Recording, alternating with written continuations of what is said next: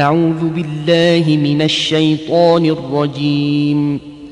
ശപിക്കപ്പെട്ട പിശാചിൽ നിന്ന് അല്ലാഹുവോട് ഞാൻ ശരണം തേടുന്നു. وما كان هذا القرآن أن يفترى من دون الله ولكن تصديق الذي بين يديه وتفصيل الكتاب لا ريب فيه من رب العالمين.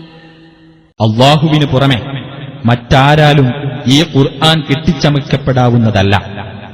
പ്രത്യുത അതിന്റെ മുമ്പുള്ള ദിവ്യ സന്ദേശത്തെ സത്യപ്പെടുത്തുന്നതും ദൈവിക പ്രമാണത്തിന്റെ വിശദീകരണവുമത്രേ അത്.